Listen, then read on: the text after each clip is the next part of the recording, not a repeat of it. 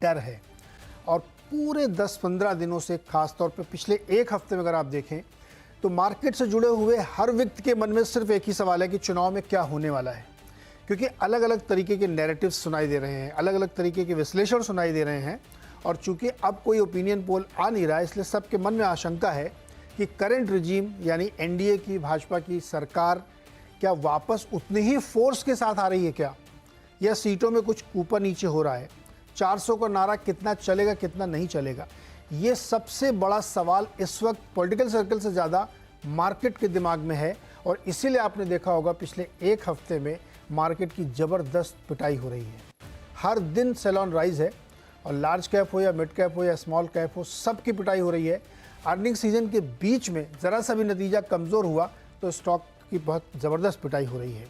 FI की बिकवाली के आंकड़े देखने को मिल रहे हैं।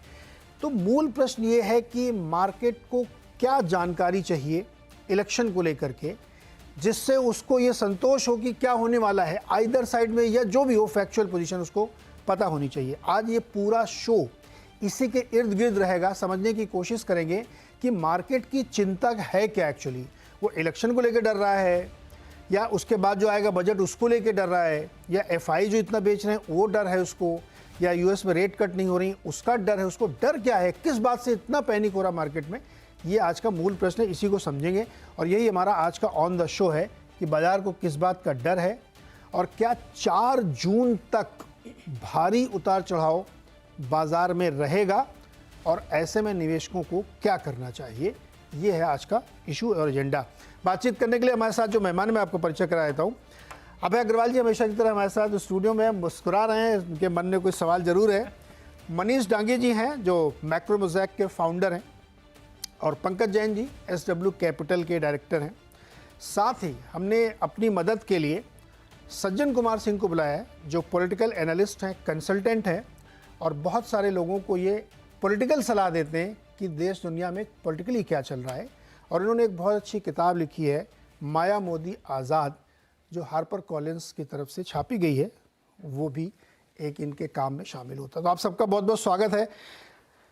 अभय जी, क्या चिंता है आपकी भाई, क्यों इतना आप लोग परेशान हैं? मन में क्या सवाल है आपके?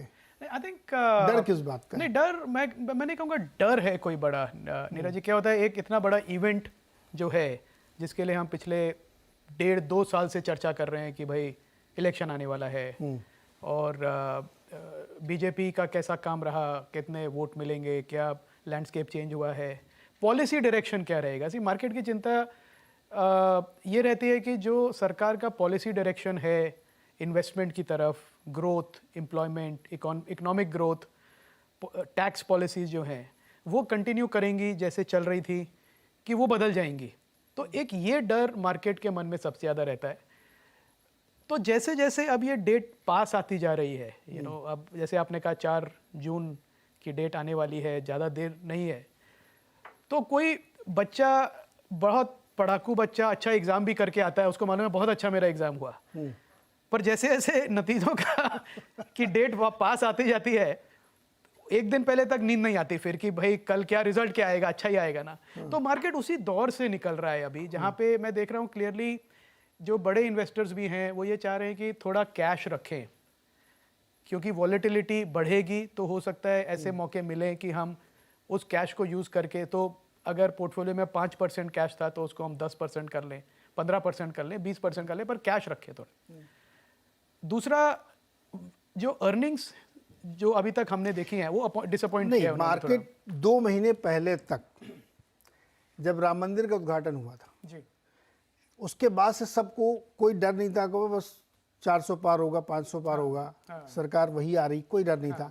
अभी क्या इस बात को लेके डर है कि सरकार के नंबर्स कम हो सकते हैं, पता नहीं क्या होगा, ऐसा भय आ गया है? ऐसा भय है कि वही मैं कह रहा हूँ कि जब तक होता नहीं, एक आप बहुत पहले से डरते, मैं तो फर्स्ट ही आऊंगा, पर फिर एग्जाम दे दिया तब भी कॉन्फिडेंस, पर जब रिजल्ट का डेट आता है तब नर्वस नहीं होती। मार्केट उस जोन में है। मेरे को नहीं लगता कि मार्केट में किसी को आशंका है कि कोई उलटफेर हो जाएगा, इस बात का कोई डर नहीं है। बस ये डर है कि अगर जितना एक्सपेक्ट कर रहे थे रिजल्ट उससे कम आया, तो क्या इससे गवर्नमेंट का जो पॉलिसी डायरेक्शन है, जो बजट में हमको मिलेगा, क्या वो बदल, क्योंकि बजट बहुत इंपॉर्टेंट है। ये अगले 5 साल का इकोनॉमिक एजेंडा डिसाइड करेगा, ये वाला बजट। तो इस बजट में सीटों की कम या बेशी से क्या पॉलिसी डायरेक्शन कुछ चेंज हो जाएगा, टैक्स लॉस क्या चेंज हो जाएंगे, बिकॉज सब अपने लिए देख रहे हैं। तो जो इन्वेस्टर्स हैं वो कहते हैं अभी तक मेरे को मालूम है 15% लॉन्ग टर्म है, शॉर्ट टर्म है और 10% लॉन्ग टर्म है और 1 साल का, तो क्या वो बढ़ के 2 साल हो जाएगा, क्या मेरा टैक्स रेट बढ़ के 20% हो जाएगा। तो ये सब जो अनसर्टेनिटी है, इलेक्शन के बाद का पीरियड भी अनसर्टेन है। मतलब ऐसा नहीं है कि सिर्फ लोग इलेक्शन का रिजल्ट ही देख रहे हैं, उसके बाद देख रहे हैं कि बजट में क्या है, क्योंकि मोदी जी कह चुके हैं कि बड़ी अनाउंसमेंट आएंगी। तो बड़ी अनाउंसमेंट क्या होंगी, और पिछली वाली जो बड़ी अनाउंसमेंट थी वो शॉर्ट टर्म के लिए, मार्केट के लिए बहुत डिसरप्टिव थी। बड़े इस बात का भी डर है कि वेल्थ आपकी डिस्ट्रीब्यूट हो जाएगी। नहीं, इन्वेस्टर्स को बिल्कुल डर है। क्यों? जब तक नहीं होता तब तक हर तरह के डर है। जब हो जाएगा बजट एज एन इवेंट हो जाएगा, तब मुझे लगता है मार्केट में बहुत सर्टेनिटी आएगी। और मुझे लगता है जो अच्छे एस्ट्यूट इन्वेस्टर्स हैं वो भी यूज करेंगे बजट से लेके रिजल्ट से लेके बजट तक का टाइम पोर्टफोलियो में ऐड करने का। मैं आपको ये भी कह सकता हूँ कि सबकी बाय लिस्ट रेडी है। कोई ऐसा नहीं है जो कह रहा है कि मैं मार्केट से 3 साल के लिए निकल जाऊंगा। ओके, रुकिए इस पे पहले। मनीष जी, मार्केट का सर डर क्या है? क्यों इतना मार्केट में बिकवाली हो रही है? इलेक्शन को लेकर के क्या चिंता है उसकी? तो मैं आपको बताऊंगा कि जो कोर है ना नीरज, वो ये है कि पहली बार, और अपना कई बार बात हुआ इस बात पे कि पहली बार जो ऑपोजिशन इंडिया का है, तो इस साल जीते ना जीते वो बात दूसरी है, लेकिन वो इतना डाइवर्जेंट है इनकम्बेंट की पॉलिसी से, और वो चाहे फिस्कल पॉलिसी हो, टैरिफ पॉलिसी हो, पीएलआई पॉलिसी हो, रीडिस्ट्रीब्यूशन पॉलिसी हो, हर दृष्टिकोण से पिछले 40-45 साल में कभी भी आपने दो ऑपोजिंग कैंप्स को, जो राइवल कैंप्स है इंडिया में, इकोनॉमिक पॉलिसीज पे इतना बड़ा डाइवर्जेंस नहीं देखा होगा। तो एक जो थिंकिंग हैट जिसने पहना है वो ये सोचेगा कि एक तो ऑफकोर्स प्रोबेबिलिटी असाइन करेगा कि मोदी जी की सेंट्रल टेंडेंसी 290 है, 70 है या 50 है, और उसके, या फिर आप ऐसे सोचें कि स्ट्रांग मोदी है, वीक मोदी है या नो मोदी है, तो इसके ऊपर एक अपना इस वक्त रिफ्लेक्स बिल्ड करेगा कि क्या करना चाहिए। लेकिन बड़ा स्ट्रेस शायद ये भी होना चाहिए कि इतना divergent policy mandate, economic policy mandate opposing camps कैसे मांग रहे हैं। हमको तो लगा था कि अर्ली 90s के बाद में कंसेंसस हो गया है, जब बोथ साइड्स एक्चुअली अग्रीड कि लिबरलाइज करना है, प्रो कैपिटलिज्म की तरफ हम बढ़े थे, और जनरली प्रॉपर्टी राइट्स हम रिटेन करेंगे, और जो ऐसा जैसा अच्छा करेगा वो वैसा हो। जो सोशलिस्ट बायस था हमने उसको छोड़ा था। लेकिन आज अगर नीरज जी आप ठीक से ऑपोजिशन कैंप की स्पीचेस को, ऑफ कोर्स न्याय को अगर पढ़ेंगे, तो एक ऐसा लग रहा है कि वो बहुत पुराने मैंडेट को फिर से रिट्रीव कर रहे हैं। अब उसका उसका फिडेलिटी, उसका अच्छा बुरा, इसके ऊपर मेरा कोई कमेंट नहीं है, बट एक उनके लिए उन्होंने जो एक स्पेस अपने आप के लिए क्रिएट किया वो काफी सिग्निफिकेंट स्पेस है। तो वो मेरे ख्याल से एक थोड़ा सा लॉन्ग टर्म इन्वेस्टर को डर होना चाहिए इंडिया की करेंसी पे, बॉन्ड्स पे और इक्विटी को लेकर के, कि तो आप मैंडेट ही चेंज कर रहे हो। उसके बाद में ऑफ कोर्स सेकंड ऑर्डर तो खैर थोड़ा स्पेकुलेटिव रहेगा, क्योंकि मिडिल ऑफ इलेक्शन में तो एंग्जाइटी रहती ही है। जनरली क्या होता है कि शुरुआत, मैं इस सवाल को थोड़ा रिफ्रेश करता हूं, क्योंकि ये बहुत इंपॉर्टेंट बात आपने कही है। आपके जवाब में 2 सवाल हैं। एक तो मैं ये स्पष्ट तौर पे आपसे पूछना चाहता हूं कि क्या सवाल के तौर पे मार्केट पार्टिसिपेंट के मन में ऐसा लग रहा है उनको कि मोदी सरकार हो सकता ना रिपीट हो, या रिपीट भी हो तो वीक मैंडेट के साथ हो, मतलब सब कुछ मिला के, एनडीए मिला के 290 आ गई, ये हो सकता है। और दूसरा सिनेरियो जो आप कह रहे हैं कि आ भी गए तो उनके ऊपर लेफ्ट लीनियंट बायस होगा इकोनॉमिक पॉलिसीज पे। ये दोनों पर क्लियरली बताइए, आपके मन में यही चल रहा लोगों के? बिल्कुल बिल्कुल। तो बेसिकली मैं जो आपको बताया कि स्ट्रॉन्ग वीक और नो मोदी वाला जो सेटअप है, आपने एग्जैक्टली वही नंबर बोला है कि अगर बीजेपी का सेंट्रल टेंडेंसी 290, 70 और 50 है, तो उससे हमको स्ट्रॉन्ग वीक और नो मोदी मिलते हैं। तो अब एक्चुअली क्यों 250 में नो मोदी मिलते हैं? क्योंकि एज ए पॉलिटिकल एनालिस्ट आप बोलेंगे 270 है, उसका मतलब है ±10%।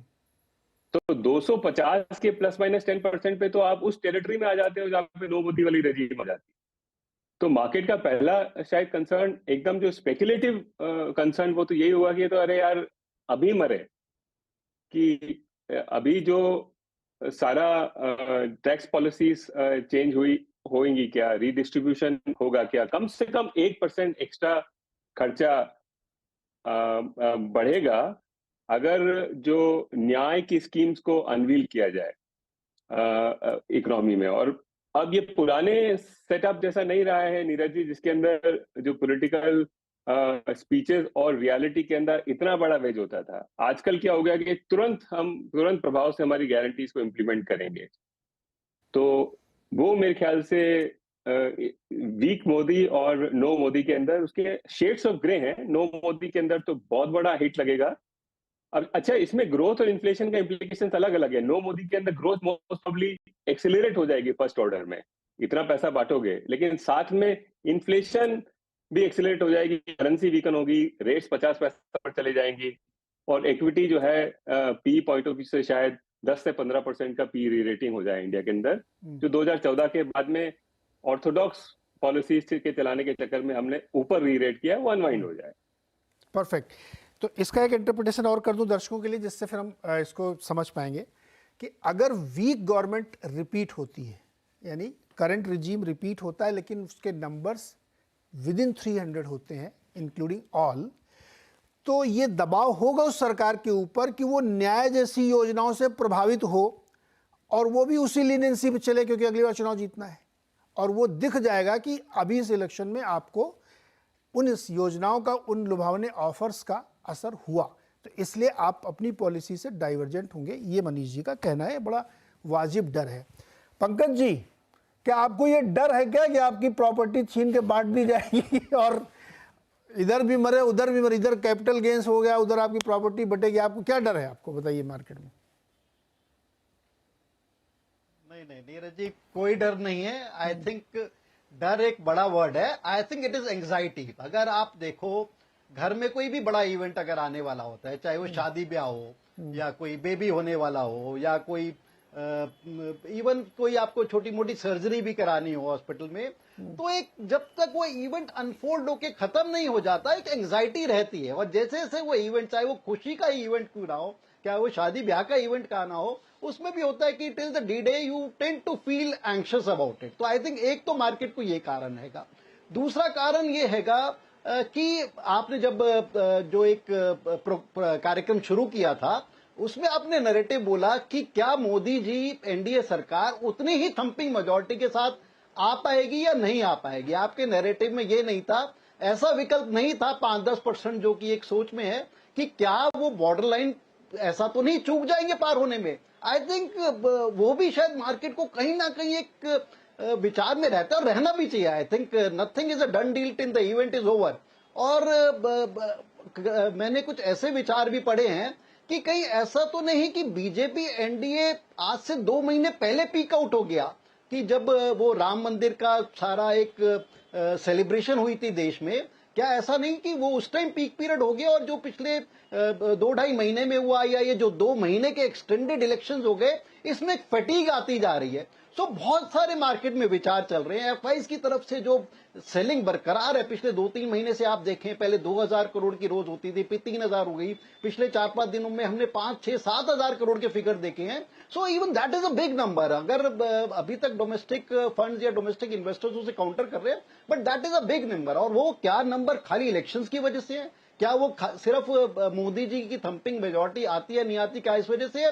I have my doubts about it, क्योंकि ऑल भी वर्ल्ड में बहुत सारे इवेंट्स हो रहे हैं। जिस तरह की यूएस में यील्ड्स हैगी, 5-5.5% की वहां यील्ड हैगी। इवन वॉरेन बफे ने भी अपनी एनुअल कमेंट्री में कहा कि मेरे पास जो $180 बिलियन के करीब जो धन रखा हुआ है, I won't be compare to invest in equities, क्योंकि मेरे को 5.5% रिटर्न मिल रहा है डॉलर टर्म्स में। जी पंकज जी सुनिए ना, पंकज जी ये वाले इशू पे आते हैं। अभी पहले इलेक्शन को क्लेरिफाई करते हैं। अभी ये एफआई की बिकवाली, यूएस का रेट और चाइना का अंडर परफॉर्मेंस, इस पे तो नहीं, आपने एक बात और जोड़ दी उसमें। तो अगर आपने उसमें एक बात ये जोड़ी कि एक डर ये भी है कि वो बॉर्डर लाइन क्रॉस होगी कि नहीं होगी, भले ही वो 100 में से 2 लोगों के मन में हो, लेकिन है, राइट? नहीं तो बिल्कुल तो उसको मैं नीरज जी यही समराइज कर रहा हूं। देखो, मार्केट में एक एंग्जाइटी का आभास हैगा और डेफिनेटली ये एक अंडर करंट देखने को मिल भी रहा है शायद देश में शायद जो आज से 6 हफ्ते पहले स्थिति थी या 6 हफ्ते पहले गट फीलिंग थी, 6 हफ्ते पहले एटमॉस्फेयर था, उसमें थोड़ा सा एक डेंट सा आया है थोड़ी सी, और ये फीलिंग है कि शायद थोड़ा सा कमजोरी रहे सीट्स में। बट मेरा ये मानना है कि 20-25 सीट अगर किसी वजह से विकल्प में बीजेपी की, एनडीए की कम भी आ जाती है, और गवर्नमेंट विद अबाउट 330, 340 और गवर्नमेंट विद 370, 380, मेरे को नहीं लगता कि बहुत ज्यादा फर्क पड़ना है उसमें। जब तक कि बीजेपी की अपनी 270, 280 क्लीनर सीट्स आ रही हैं, मेरे को लगता है कि गवर्नमेंट अच्छी गवर्नमेंट बनेगी। और जो पॉलिसीज अभी चल रही हैं pro capital, Pankaj ji, okay, I think that will continue. Okay, market को उसी के हिसाब से जाना चाहिए। ठीक है, तो अब 3-4 चीजें इसमें आई। एक तो ये डर है कि सरकार आएगी कि नहीं आएगी, ये है, ये इसमें कोई लाल लपेट वाली बात नहीं, बहुत खुला शो हम करते हैं। एक डर ये है कि आएगी कि नहीं आएगी, दूसरा आएगी और क्या कमजोर आएगी, तीसरा ये कि आएगी उसके बाद उसके ऊपर पॉलिसीज का प्रेशर होगा, क्योंकि आप वीक मेजॉरिटी के साथ आए तो आप फिर वैसी पॉलिसी आप भी लगाएंगे, आप भी फ्री बिजली पानी और 1 लाख रुपए बांटेंगे। और चौथा ये है कि एक लॉन्ग टर्म में जो मनीष जी सारा कर रहे हैं कि आपकी पॉलिसी पे इसका इम्पैक्ट दिखेगा। अब इसको समझते हैं सज्जन कुमार। सज्जन कुमार जी का परिचय दोबारा बता दूं आपको मैं, ये सिर्फ पॉलिटिकल एनालिस्ट नहीं है, ये पूरे देश में पर्सनली ट्रेवल करते हैं, कॉरपोरेट से लेकर कॉमनर्स तक से डायरेक्ट इंटरेक्शन करते हैं, रियल और फर्स्ट हैंड फीडबैक होता है। सज्जन जी, तीनों लोगों को आपने बड़े ध्यान से सुना है। अब इस शंका जो हम लोगों के मन में है, इसका निवारण क्या है? सच है हम लोगों का डर, कम डर है, ज्यादा डर है, या फर्जी डर है, या क्या है, आप बताइए। देखिए, सबसे पहली बात तो लॉजिकली जो ही बातें हुई, जिस तरह की आशंका है वो बहुत ही लॉजिकल है।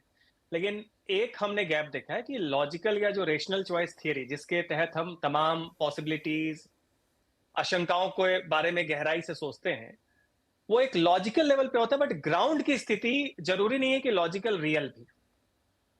ग्राउंड में बहुत सारे बायसेस होते हैं और प्री गिवन बायसेस होते हैं। तो अभी जो ग्राउंड का बायस है वो बायस है जो पिछले 10 साल से चल रहा है। हाँ, उसमें कुछ स्टेट सेंट्रिक फेरबदल हो रहा है। मार्केट में ये पैनिक क्यों है? क्योंकि आप जिस स्टेट में बैठे हुए हैं वो स्टेट बीजेपी का सबसे बुरा स्टेट है पूरे इंडिया में। मैं महाराष्ट्र की बात कर रहा हूं। पहली तो ये बात हो जाती है। दूसरा क्या है कि देखिए, एक बॉटम, अगर हम रीजनेबली देखें कि बीजेपी के माइनस स्टेट्स क्या क्या है, तो सबसे बुरा महाराष्ट्र है, थोड़ा बुरा आप देखें तो बिहार है, और मार्जिनली बैड में आप रख लें पार्शियली राजस्थान, और उसके बाद थोड़ा बहुत हरियाणा। ये बैड स्टेट्स हैं। लेकिन और हो क्या रहा है, चूंकि महाराष्ट्र में कॉर्पोरेट की प्रेजेंस बहुत ज्यादा है, तो फीडबैक पैन इंडियन भी आता है, वो मेडिएट हो जाता है महाराष्ट्र के ग्राउंड सिचुएशन से, तो वो काफी कलर्ड हो जाता है। जिन स्टेट्स में बीजेपी और जिन जोन्स में बीजेपी गेन कर रही है ग्राउंड पे, उसके बारे में चर्चा कम हो रही है। वो है पूर्व के जोन, बंगाल है, उड़ीसा है, और थोड़ा बहुत असम है, और साउथ का जोन। साउथ में बहुत मार्जिनल गेन है, लेकिन साउथ में कर्नाटका आपका बच गया, बिल्कुल रेप्लिका आ रहा है, जबकि स्थिति विधानसभा के बाद खराब हो सकती थी। और बाकी तेलंगाना में, केरला में पार्शियल गेन आप कर रहे हैं, तमिलनाडु में बाकी परसेंटेज बढ़े, लेकिन सीट के मामले में भी कहा नहीं जा सकता। तो साउथ और ईस्ट से आप गेन कर रहे हैं। सेंट्रल इंडिया हो गया आपका, मध्य प्रदेश, छत्तीसगढ़, झारखंड, ये पूरा का पूरा जो बेल्ट है उसे आप रिटेन कर रहे हैं। नॉर्थ में, पंजाब में आपकी जिन 2 सीटों पे गुरदासपुर, चंडीगढ़ में स्टेक थी वो ठीक है, बाकी में आप प्लेयर नहीं थे।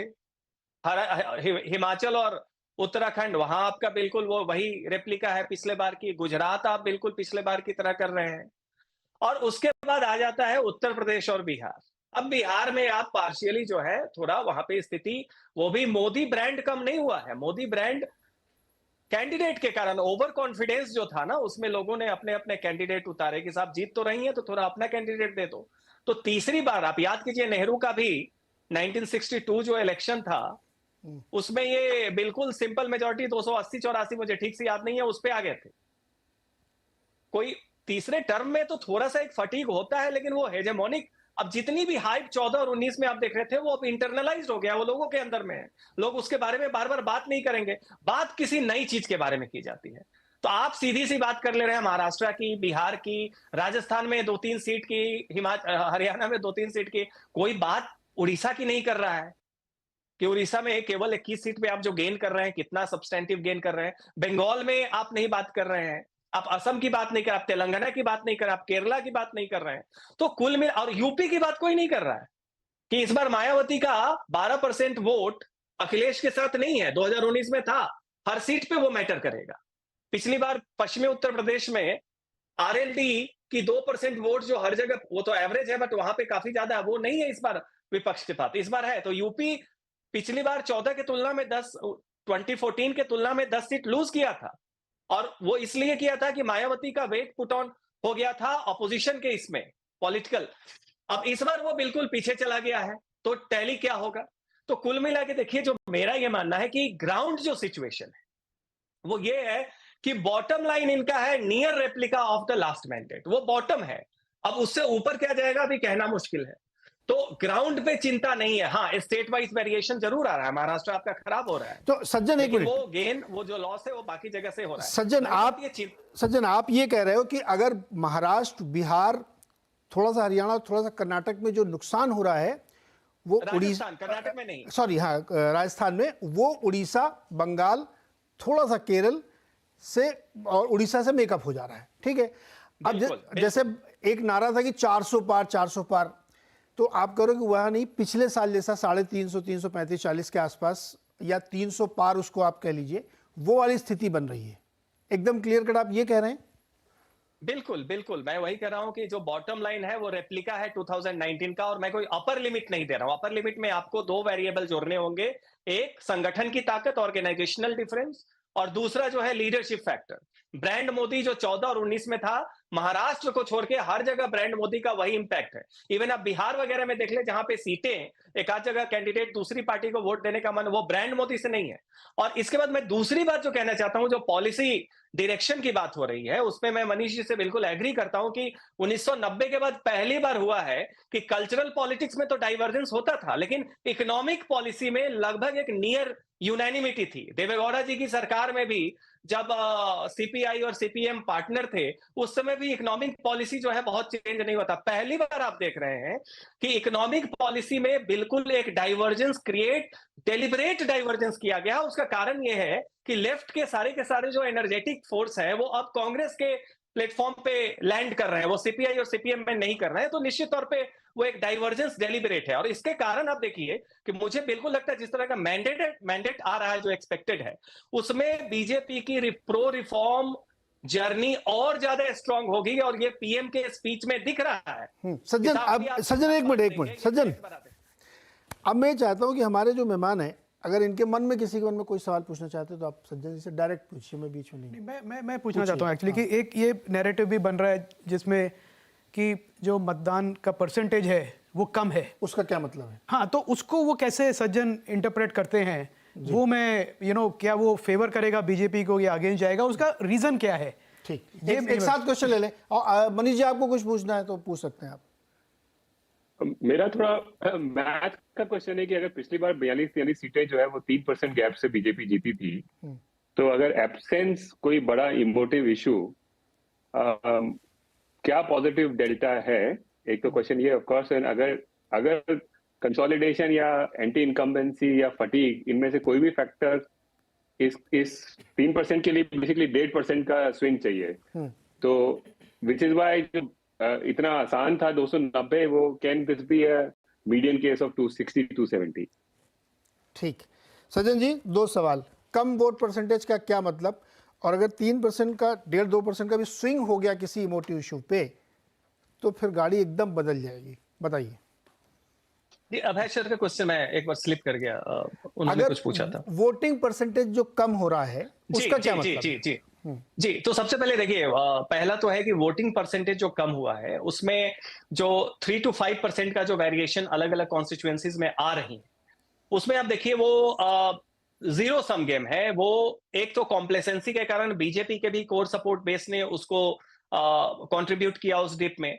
दूसरा इक्वली हमने देखा, और जिस बात को पार्शियली जो एंग्जाइटी है वो इसलिए कि पार्शियली आप ये तो पॉइंट आउट कर रहे हैं कि 400 का जो नारा था वो फटीक से हो या कॉम्प्लेसेंसी से हो, वो एक सर्टेन जो परसेंटेज है खासकर मिडिल क्लास का, वो वोट देने नहीं गया।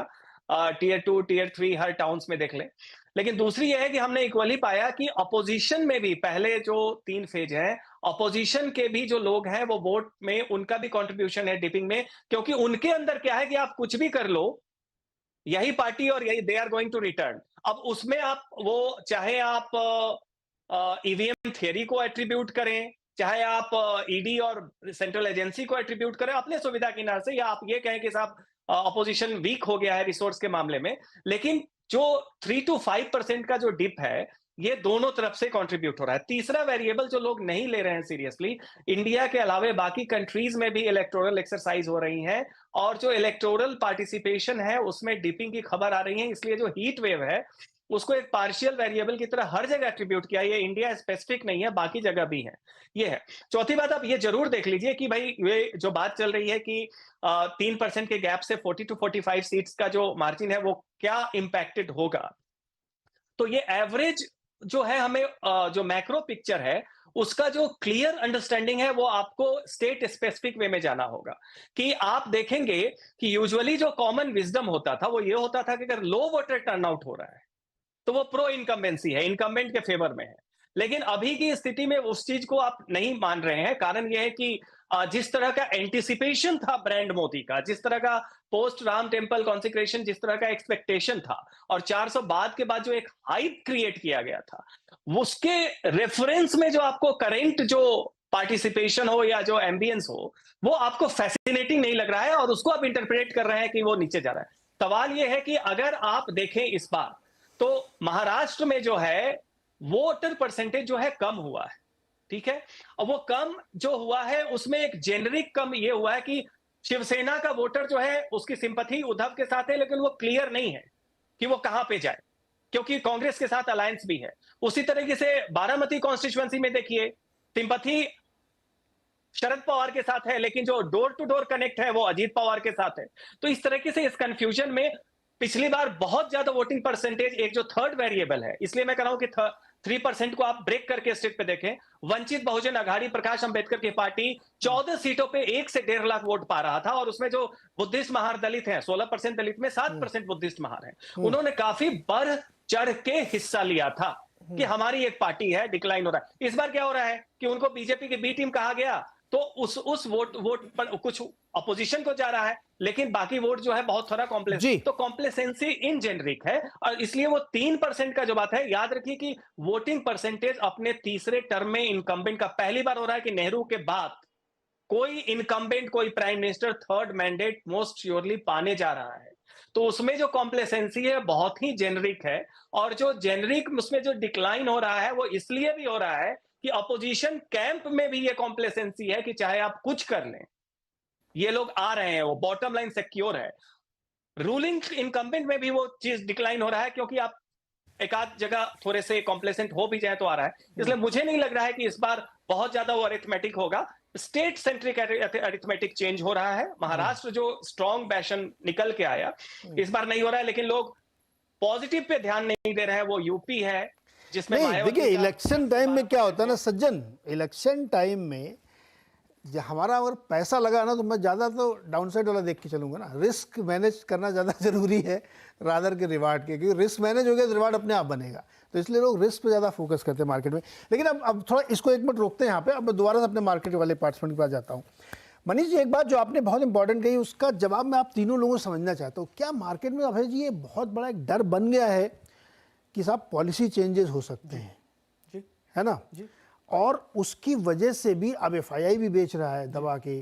क्या ये भी हो सकता है कि चीन बड़ा सस्ता है तो वहाँ चले जाओ, हेज फंड वहाँ भी दिलचस्पी दिखा रहे हैं, रेट नहीं कट रहा है तो एक अजीब सा कंफ्यूजन भी हो गया, अर्निंग सीजन भी बहुत अच्छा नहीं गया है, ये सब भी फैक्टर वर्क कर रहे हैं। सबसे बड़ा जो आपने पहली बात कही, चाइना में ना ये रेड हेरिंग है। चाइना की पैसा जा रहा है, उसका इंडिया से कोई लेना देना नहीं है। वो इंडिया का पैसा निकल के चाइना नहीं जा रहा है। जो ग्लोबल इन्वेस्टर्स में बहुत पैसा है और इंडिया अभी भी बहुत छोटा मार्केट है कि हम यहाँ से निकाल के चाइना में डालें। तो चाइना अपने तरह से रिकवरी है, वहाँ पे जो डेटा आ रहा है जो अभी बेच रहे हैं कहाँ ले जा रहे हैं? कैश में रख रहे हैं। मैंने आपको शुरू में कहा कैश एलोकेशन सब बढ़ा रहे हैं। टेम्पो में रख रहे हैं क्या?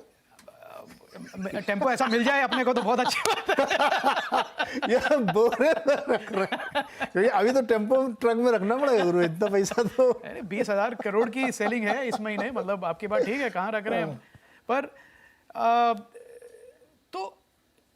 डर यही है कि पॉलिसी चेंज का, यही कि मतलब ये जो एक क्लियर डायरेक्शन है 10 साल से, मतलब बहुत क्लियर डायरेक्शन है कि किस तरफ जाएंगे, एंटरप्रेन्योरशिप को सपोर्ट करेंगे, पीएलआई स्कीम रोल आउट करी। पीएलआई स्कीम इतनी स्ट्रांग है इंडिया की कि आप पहली बार मोबाइल फ़ोन के नेट इंपोर्टर से आप $2 बिलियन हर महीने का एक्सपोर्ट कर रहे हैं मोबाइल फ़ोन। इलेक्ट्रॉनिक्स आप एक्सपोर्ट कर रहे हैं, हमारे एसी हैवल जैसी कंपनी एक्सपोर्ट कर रही हैं।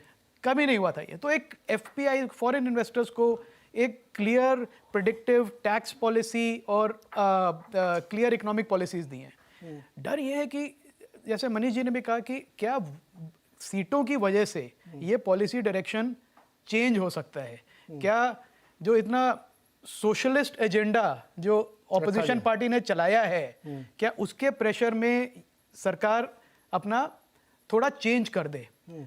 और इस बारे में तो कोई भी नहीं जा रहा कि सरकार आए ना वापस। मतलब अगर वो हुआ तो frankly all bets are off. फिर तो मतलब इतनी ज्यादा बिकवाली होगी कि संभालना भी मुश्किल हो जाएगा। फिर तो मतलब ऑल बेट्स, मैं आपको बता रहा हूँ। तो उसके बारे में तो कोई बात ही नहीं करेगा कि वो बुरा सपना है, कोई डिस्कस नहीं करना चाहता।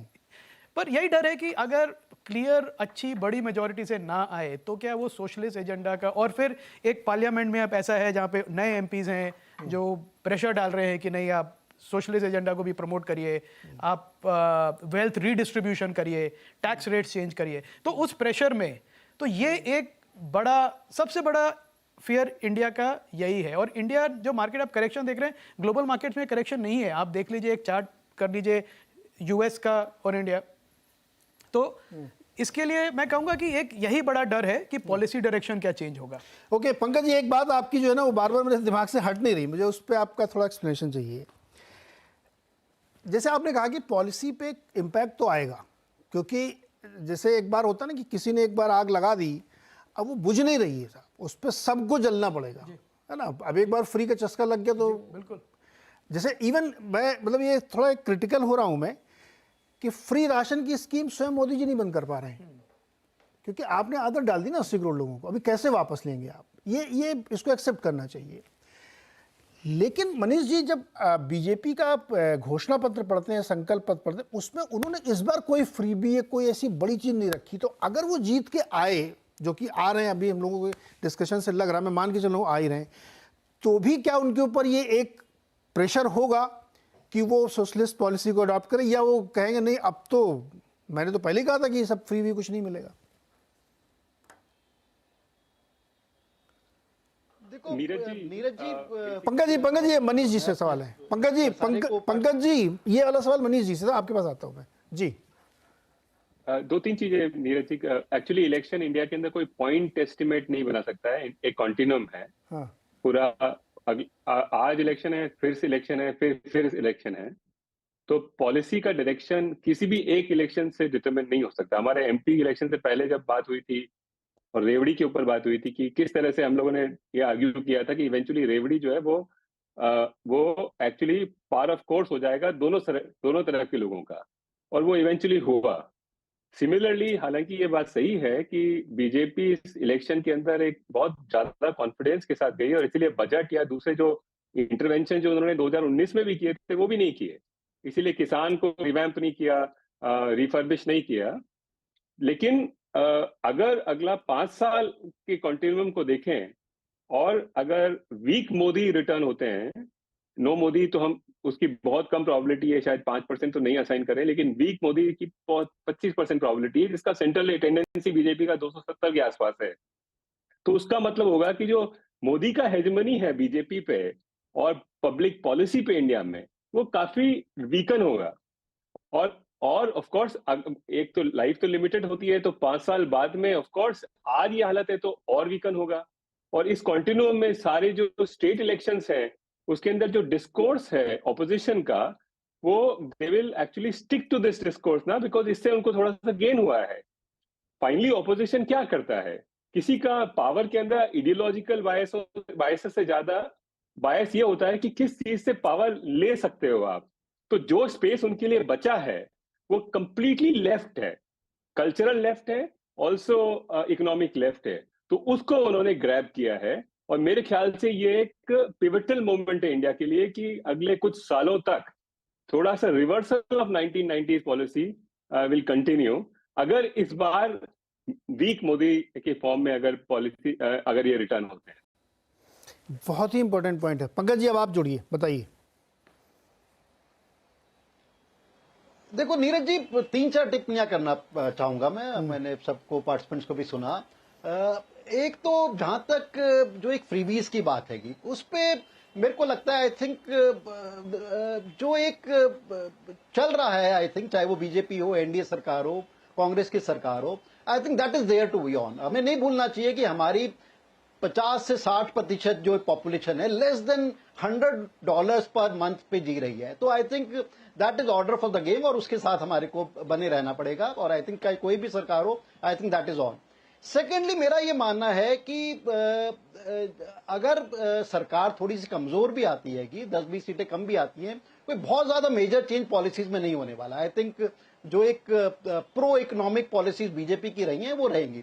उसके अलावा अगर हम देखें, हम एक वर्स्ट केस सिनेरियो की भी अगर हम सोच कर लें कि किसी वजह से अगर सरकार ये रह भी जाती है, मुझे ध्यान है एक बार अटल जी ने किसी कॉन्फ्रेंस में, प्रेस कॉन्फ्रेंस में कहा था कि किसी की भी सरकार हो, चाहे वो हमारी सरकार हो, चाहे वो कांग्रेस की सरकार हो, 80 से 90% पॉलिसी सिमिलर रहती हैंगी और 1 से 10-12% पॉलिसी इधर उधर होती है। एंड नॉट टू फॉरगेट जो पोस्चरिंग ड्यूरिंग द इलेक्शंस होती हैं, चाहे वो पार्टीज की हो, कैंडिडेट्स की हो, वो एक काफी डिफरेंट होती है vis a vis when they are in power, चाहे वो बीजेपी पावर में हो, एनडीए पावर में हो या कोई और पावर में हो। सो एक बहुत ज्यादा चिंता की बात नहीं है। One has to play the game rationally, logically, और ये मान के चले कि 80 से 85% चांस ऐसा है कि जो एक करंट सिनेरियो है वो सिनेरियो अच्छी तरह डिसेंटली वापस आएगा, से ±2-3% वापस आएगा। एंड उस सिनेरियो में मेरे को लगता है जो मार्केट अभी कर रहा है, थोड़ा सा नर्वस हो रहा है, it is not a bad thing. Market को बहुत यूफोरिया के साथ जाना भी नहीं चाहिए, नहीं तो कहीं ऐसा ना हो कि once the event is done कि ये तो हमें सबको मालूम भी था और उसके बाद एक सेल ऑफ देखने को मिल जाए। सो मार्केट थोड़ा सा लाइटन होके जा रहा है, I think that is a good thing. और रादर निवेशक को, ट्रेडर को, इन्वेस्टर्स को अगर थोड़ा सा सिट ऑन कैश में हो, आई थिंक बहुत ज्यादा अच्छी तरह मार्केट को प्ले कर पाएंगे 4 जून को या पोस्ट 4 जून को। अगर गले तक आदमी भरा हुआ है, चाहे वो ट्रेडर हो, इन्वेस्टर हो, आई थिंक बहुत अच्छी तरह रैशनली प्ले नहीं कर पाएगा। सो ऑल इन ऑल मेरे को लगता है कि it is just a question of anxiety, it is just a question of feeling nervous. और 5-10 सीटें अगर बीजेपी की, एनडीए की 10-20 सीटें कम भी आती हैं, कोई दिक्कत नहीं है। And even in a worst case scenario मेरे को नहीं लगता कि all bets are over. Even in a worst case scenario मेरे को लगता है कि ठीक है, एक शॉर्टर टाइम बम्प्स आते हैं, we have seen that before also, but stock market is on, economy is on, and days ahead अगर हम जनरली ग्राफ देखें तो we are in for good days. तो हमारे को एज अ इन्वेस्टर अच्छी बेट्स में बना रहना चाहिए, थोड़े से कैश के साथ रहना चाहिए, इवेंट में जाना चाहिए। I think good days are here and will continue to be. इस राउंड का टेक अवे ना बड़ा क्लियर है कि मार्केट का रियल डर ये है कि क्या वीक गवर्नमेंट आ रही है। जो बार बार मनीष जी कह रहे हैं उसको बहुत क्लियर करके मैं बता देता हूँ कि अगर वीक गवर्नमेंट रिटर्न हो रही है तो मार्केट का असली फियर ये है कि फिर पॉलिसी ट्विकिंग होगी। क्यों होगी? तो जो पंकज जी कह रहे हैं ना कि पॉस्चरिंग होती है, ये कहीं हद तक ये सही है, लेकिन करंट गवर्नमेंट में भी आप देखिए कि आपने लैंड रिफॉर्म बिल एकदम शुरुआत में 14 में वापस लिया था, आपने एग्रीकल्चर बिल वापस लिए थे।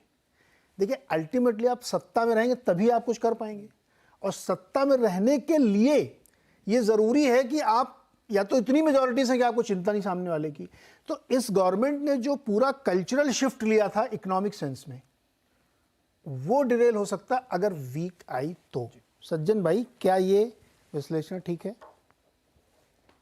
नहीं, मैंने फिर कहा कि पॉसिबिलिटीज के तौर पे बिल्कुल ठीक विश्लेषण है, लेकिन मैं आपको बता रहा हूं कि मान लीजिए 2019 से 5-10 कम भी बीजेपी अपने बल पे 290 के आसपास भी आती है, तो जो हमारा एक इंडिकेशन है, इंटरेक्शन है, उसमें पहली बार है कि जितना कांग्रेस लेफ्ट सेंट्रिक जा रही है, प्री रिफॉर्म फेज में जा रही है, without using the word socialism, वो सारी की सारी वही बातें कर रही है। इनफैक्ट काशीराम ने 80-20 किया, लोहिया ने 60-40 किया, राहुल जी 90-10 कर रहे हैं। तो वो सब रेटरिक है, आपको लग रहा है कि आप उससे मोबिलाइज करेंगे, लेकिन उससे ज्यादा क्लैरिटी, चूंकि अब आपके सामने क्लियर इकोनॉमिक मॉडल है, और अगर आप जिस मैंडेट के साथ आ रहे हैं, ठीक है, तो उस मैंडेट में इकोनॉमिक डायरेक्शन जो है और ज्यादा क्लियर होगा बीजेपी का। आप ये अफोर्ड नहीं कर सकते हैं कि जैसे आम आदमी पार्टी ने एक फ्रीबीज के कल्चर को री एस्टेब्लिश किया 11, 12, 13 के आसपास से लेके अभी तक जो हर पार्टी को इम्पैक्ट किया, इस बार मुझे लगता है, और जो हमारी ये भी मैं एक स्ट्रॉन्ग प्रोबेबिलिटी बता रहा हूं कि even with 290 BJP on its own, जो पॉलिसी डायरेक्शन होने वाला है, जो अब तक का रिफॉर्म का पैसा उससे और ज्यादा स्ट्रांग होगा, मान के चलिए, because Modi has to leave a legacy, his brand is still intact. इस नोट पे रोकूंगा आपको गोइंग टू बी कॉम्प्रोमाइज सज्जन, इस जगह मैं आपको इसलिए रोक रहा हूं क्योंकि ये पंचलाइन है कि वो लिगेसी छोड़ना चाहते हैं, इसलिए वो डाइवर्ट नहीं होंगे अगर 290 पे भी स्टैंड करते हैं। तो मनीष जी, मैं बहुत एक छोटा सा ब्रेक लेके आता हूँ, तुरंत आपके पास ही आऊँगा। ये बहुत दिलचस्प चर्चा है, लेकिन वहाँ बहुत इंपॉर्टेंट पॉइंट है। छोटा सा ब्रेक, लौट के आते हैं अभी।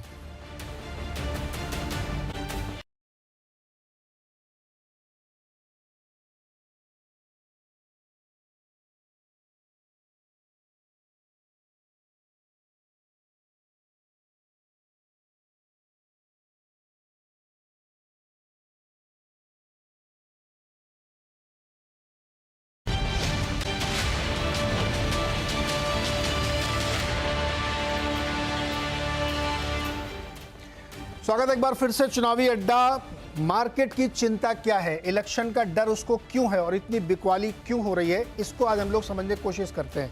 मनीष जी, आपने ब्रेक से पहले इशारा किया था कि आप कुछ कमेंट करना चाहते हैं, बताइए सर। दो तीन चीजें। एक जो एक जनरल परसेप्शन है ऑफ कोर्स बंबई वालों का कि एक तो क्या है कि अब वो वाला रिजीम नहीं है जिसके अंदर आप एक प्रॉमिस करो उसको डिलीवर नहीं करो, जो तेलंगाना में हुआ है, हिमाचल में हुआ है, जो कर्नाटका में हुआ है, कि विदिन अ फोर्टनाइट एक मेजर इम्प्लीमेंटेशन हो गया। जो दिल्ली में जो अरविंद ने सबसे पहले करने की कोशिश की थी, तो अब क्या है, इंस्टेंट मैगी नूडल मॉड्यूल है ये। और अब वो वाला रिजीम नहीं बचा है कि आप जनता को कुछ भी बोल करके आ जाओ, लेकिन करो वही जो सब इकट्ठे होकर के डिसाइड किए हैं। तो पहला ये एक मेरा इंटरवेंशन था। दूसरा ये कि जब फ्रीबीज का जो एक मोमेंटम होता है, वो एक उसमें खुद में मोमेंटम होता है। 1967 इलेक्शंस के अंदर तमिलनाडु के अंदर फ्रीबीज का आइडिया इंट्रोड्यूस हुआ था। आज उसको 70 साल हो गए, 60 साल हो गए। वो उसमें मोमेंटम कॉन्टिन्यूअस और सेक्युलर रहा है, तो वो बढ़ता है, कभी घटता नहीं है। फाइनली जो पॉलिसी का ह्यू है, जो कलर है, वो हमेशा ऑपोजिशन कैंप में देखा जाता है कि वहां क्या वो लोग बोल रहे हैं, रेटरिक। जो इनकम्बेंट की पॉलिसी से आपको बहुत रिवील नहीं करते हैं, मार्केट को बहुत चीजें नहीं मिलेगी, क्योंकि वो तो ऑलरेडी मार्केट प्राइस्ड ने उसी के साथ वो लिव किया है। और चौथा फाइनल पॉइंट ये है कि अगर आप ये एक जो कांग्रेस का मैनिफेस्टो है या इंडिया का मैनिफेस्टो है, महालक्ष्मी हो जाए, या हर बंदे को ग्रेजुएट को ₹1,00,000 साल का नौकरी दे जाए, आंगनवाड़ी सैलरीज को डबल कर देंगे, नरेगा की इनकम जो है वो 50-60%, 250 से 400 कर देंगे, और बहुत सारी चीजें। ये क्या है कि ये स्मॉल ट्वीक्स नहीं है, ये मटेरियल ट्वीक्स है। इसमें 4-5 लाख करोड़ का खर्चा है, ऑलमोस्ट 1-1.5% का फिस्कल डेफिसिट है। तो इसको आपको थोड़ा सा ये सोचना पड़ेगा कि 2009 में ऐसा क्या कर दिया था, और फार्म लैंड वेवर है। तो 2009 में ऐसा क्या हुआ था कि हमको 11-12-13 के में 12-13% की इन्फ्लेशन मिली थी, और ऐसा क्या हो गया था कि इसकी वजह से करेंसी जो है वो 45-50 से जो है फिर इवेंचुअली वीकन होकर के 68 हुई थी। तो ये माइनर ट्वीक्स नहीं है जो ऑपोजिशन जो बोल रहा है, ये मेजर ट्वीक्स हैं इकोनॉमिक पॉलिसी में। India from an opposition point of view has actually moved extreme left now. वो अच्छा भी है, बुरा भी है, दोनों तरह के आर्ग्यूमेंट हो सकते हैं, लेकिन एक मेजर पॉलिसी डाइवर्जेंस है, उसको सब लोगों को, मार्केट्स और आउटसाइड सबको रिकॉग्नाइज करना चाहिए मेरे ख्याल से। 5 लाख करोड़ का खर्चा कहाँ से होगा, ये भी एक बड़ी मार्केट रियल चिंता है ये जी, है ना। अगर वो जीत के आ गए तो वो तो आपका घर भी बंटवा लेंगे, और मजाक नहीं कर रहा हूँ, और नहीं बंटवाया तो ये 5 लाख करोड़ तो खर्चा करेंगे ही, नहीं करेंगे तो। और जो इतना मैक्रो सिचुएशन जो इंडिया की इतनी स्ट्रांग है, रुपी स्ट्रांग है, इन्फ्लेशन कंट्रोल में है, इंटरेस्ट रेट्स कंट्रोल में है, इकोनॉमिक ग्रोथ ठीक है, हमारा जो मैन्युफैक्चरिंग का डेटा आ रहा है वो अच्छा है, सर्विस का डेटा अच्छा है। तो मार्केट बेसिकली ये चाहता है बड़ी सिंपल लैंग्वेज में कि जो जैसा चल रहा है वैसा चलने दें, अब उसमें कुछ भी छेड़ो मत। अब बीच में ऐसे इवेंट आ जाते हैं तो मार्केट ऑब्वियसली रिएक्ट तो करेगा। नहीं, इंटरेस्टिंग। अच्छा, ये सेकंड राउंड में हमारे पास समय कम होता है, लेकिन मैं सबसे एक कमेंट लूंगा, 2-2 मिनट आप लोग बताइए हमें कि ये पूरी परिस्थिति तो हम लोगों ने एनालाइज कर ली कि क्या हो रहा, होने वाला, क्या नहीं होगा। 4 जून को असली पिक्चर सामने आएगी।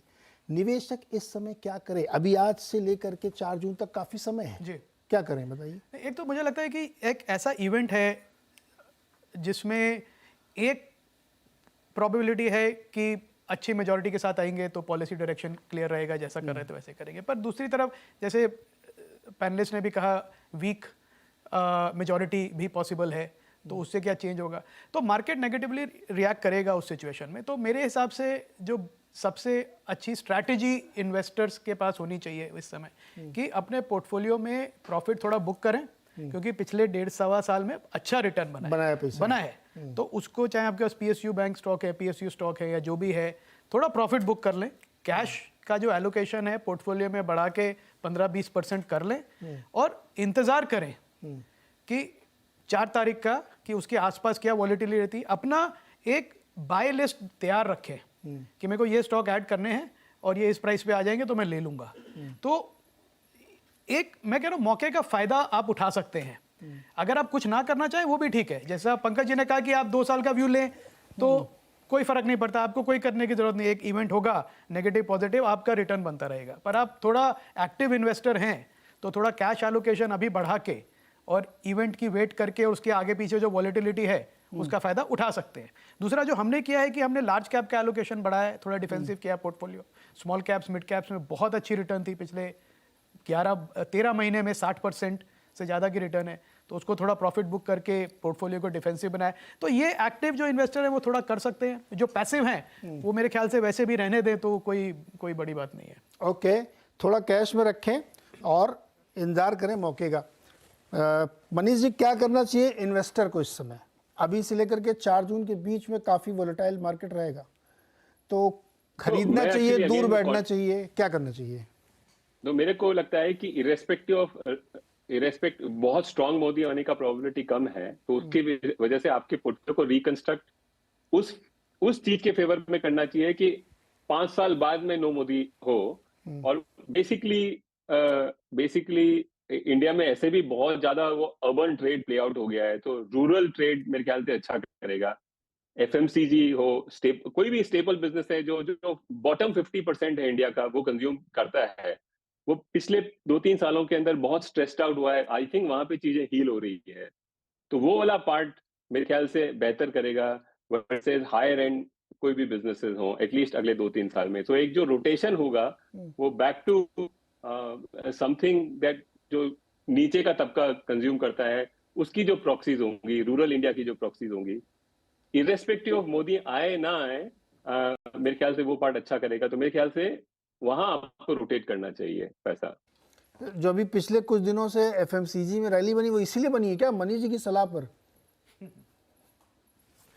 क्यों मनीष जी, आप ही की एडवाइस पे FMCG में तेजी हो रही थी क्या पिछले कुछ दिनों से? देखिए, एक्चुअली क्या एक टिपिकल फंड मैनेजर के पास में बहुत बड़ा चॉइस होता नहीं है कि मेजर कैश, अगर खास करके अगर बड़े AUM को मैनेज कर रहा है तो बड़ा कैश करे। तो जनरली ऐसे वक्त में अनसर्टेनिटी के अंदर वो उन टेम्पलेट्स को ढूंढता है जो टेम्पलेट जनरली प्ले आउट होते हैं, और क्या चीज में मोमेंटम बिल्ड हो सकता है। तो एक लग रहा है ना कि 2-3-4 साल हो गए, अर्बन प्रॉक्सीज बहुत अच्छा कर रही है और रूरल इंडिया बहुत डिस्ट्रेस है। थोड़े थोड़े साइंस हैं कि रूरल इंडिया के अंदर रिकवरी हो गई। और मैं एक छोटा सा पॉइंट बोल दूं नीरज, कि अगर एक वीक और नो मोदी एक्चुअली ग्रोथ के लिए काफी एक्रेटिव है, इन्फ्लेशन और मैक्रो के लिए खराब है, लेकिन ग्रोथ के लिए एक्रेटिव है। तो और लेकिन वो ग्रोथ एक अलग तरीके की होगी वर्सेस जो अभी तक पिछले 2-3-4 सालों में हुई है। तो उसके लिए आप उसको अपने पोर्टफोलियो को रिकंस्ट्रक्ट कर सकते हैं। आप ये कह रहे हैं कि स्ट्रक्चरल जो चेंज होगा वो डिस्ट्रीब्यूशन के संदर्भ में शायद होगा, इसलिए आप कह रहे हैं तो उस हिसाब से अपने पोर्टफोलियो को रिकैलिब्रेट करिए। Right, okay. पंकज जी, आप अपने निवेशकों को क्या कह रहे हैं इस समय?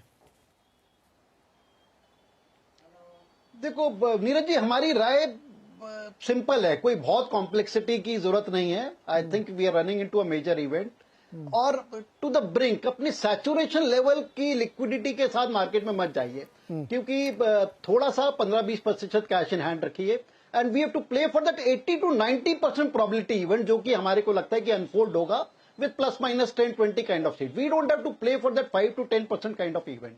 और मेरा एक और मानना है कि जैसे बाजार में होता है कि buy on rumour sell on news, कहीं ऐसा भी ना हो कि मार्केट में जो एक मार्केट एक्सपेक्ट कर रही है रिजल्ट, वैसा रिजल्ट भी आए प्लस माइनस 2-3% और उसके बाद कुछ एक सेल ऑफ आ जाए, क्योंकि markets are not cheap even at current kind of levels. अगर हम देखें 700-800 पॉइंट निफ्टी के करेक्शन के बाद भी कोई बहुत सस्ती नहीं है हमारी मार्केट, और कई पॉकेट्स तो अभी भी पॉकेट्स ऑफ एक्सुबिरेंस हैं। तो ऐसा ना हो कि buy on rumour sell on news की हमें तो पता ही था कि जी इतनी मेजॉरिटी के साथ एनडीए गवर्नमेंट, मोदी गवर्नमेंट आने वाली है, so nothing new, so now let's wait for the budget, now let's wait for what happens in next 6 months kind of thing.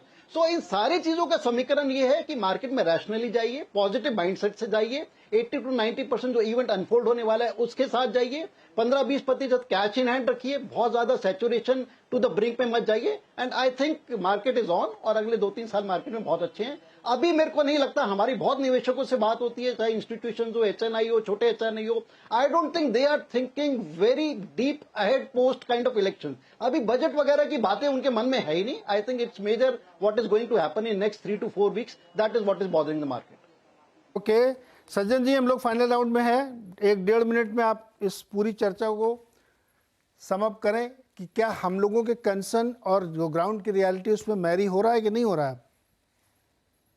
नहीं, देखिए कंसर्न लॉजिकल है, लेकिन ग्राउंड की रियलिटी थोड़ा ज्यादा स्टेबल है। तो मुझे लग रहा है कि अगर आप मुझसे पूछे तो मैं ज्यादा कॉन्फिडेंट हूँ। Bottom line would be a replica of 2019, this is one. दूसरा, अगर आप देखिए कि पॉलिसी डायरेक्शंस वगैरह में आप देख लीजिए कि रूरल एरिया मेजर हब होने वाला है, और रूरल में देख लीजिए रूरल एग्रेरियन नहीं है। रूरल एरिया का विलेजेस में जाके देखे तो उसका जो मेजर जो अब पॉलिटिकल इकोनॉमी है और लोगों की एंगेजमेंट है वो नॉन एग्रेरियन सेक्टर्स में जा रहा है। इसलिए उस सेक्टर्स में काफी आप देखिए तो एफएमसीजी और ड्यूरेबल्स दोनों का कंजम्पशन वो राइज करेगा। रीजन वाइज देखिए तो ईस्टर्न इंडिया और खासकर 3-4 सिटीज हैं, उसमें गुवाहाटी आप देख लें, भुवनेश्वर देख लें, और उसके अलावा आप सेंट्रल इंडिया में रायपुर देख लें। ये सारी सिटीज जो है मेजर हब की तरह इमर्ज हो रही है। उसके अलावा ग्रीन एनर्जी से रिलेटेड जितना भी है, सेमीकंडक्टर्स वगैरह, वो सब एरियाज इमर्ज हो रहा है। बट बॉटम लाइन ये है कि पॉलिसी डायरेक्शंस गवर्नमेंट की होंगी, लेकिन रूरल इंडिया का नॉन एग्रेरियन सेक्टर वो बढ़ेगा। इस कारण से एफएमसीजी और ड्यूरेबल्स दोनों कंजम्पशन पैटर्न्स बढ़ेगा, और ईस्ट की तरफ ज्यादा आप देखेंगे इन्वेस्टमेंट अपॉर्चुनिटी होगा, क्योंकि डेमोक्रेटिक डिविडेंड है और उसके अलावा वहां अपॉर्चुनिटीज भी है। यूपी ऑल्सो एक बहुत बड़ा फैक्टर बनेगा। तो उस लिहाज से आप देखिए मैं थोड़ा ज्यादा कॉन्फिडेंट हूं, बिकॉज ये जितनी भी लॉजिकल है उसके कंपैरिजन में जब आप ग्राउंड पे देखिए तो आप ओवरऑल पैन इंडियन केस में बॉटम लाइन सिक्योर रखता है कि they are returning with almost a replica of the 2019। 2004 के इलेक्शन के परिणाम के बाद एक लेफ्ट के नेता ने कुछ बोल दिया था, उसके बाद लोअर सर्किट लगा था मार्केट में, और फिर 4 से 7 के बीच में वो रैली बनी थी जो किसी ने देखी नहीं थी, फिर 8 को लीमैन हो गया तो गिर गए। मेरा अपना इसमें ओपिनियन ये है कि कोई भी गवर्नमेंट आए, मार्केट थोड़े समय के लिए तो डरता है जी, क्योंकि सच्चाई रोकड़ा है ना। ये कोई भी पार्टी हो, लेफ्ट हो, राइट हो, सेंटर हो, लेफ्ट राइट सेंटर जो भी हो, रोकड़े से अलग नहीं हो सकते आप। तो मार्केट का ये कंसर्न पोजीशनिंग के लिए हो सकता है कि अपने आप को रीपोजिशन करना है, इधर से निकल के उधर जाना, उधर से निकल के ये रिकैलिब्रेशन करना है आपको। लेकिन मार्केट को इतना ज़्यादा चिंता करने की ज़रूरत नहीं है, इर्रेस्पेक्टिव कि क्या डिसीजन आने वाला है, क्योंकि इसके हिस्टोरिकल आप उदाहरण देख सकते हैं तो वो बनेगा। और उसकी वजह से मुझे लगता है कि बहुत ज़्यादा पैनिक करना चाहिए। कोई भी सरकार आए, ऐसे ही आपको मार्केट के लोगों को बढ़िया पैसे बनाने के मौके मिलेंगे, और आप देखेंगे 4 तारीख को आप सरप्राइज होंगे। इसी नोट पे ख़त्म कर दें, अब इससे ज़्यादा विश्लेषण करने की जरूरत नहीं है। बहुत बहुत शुक्रिया आप सारे मेहमानों का। 4 जून का इंतजार हम सबको रहेगा और हम सब चौंकने के लिए तैयार रहेंगे। बहुत बहुत शुक्रिया।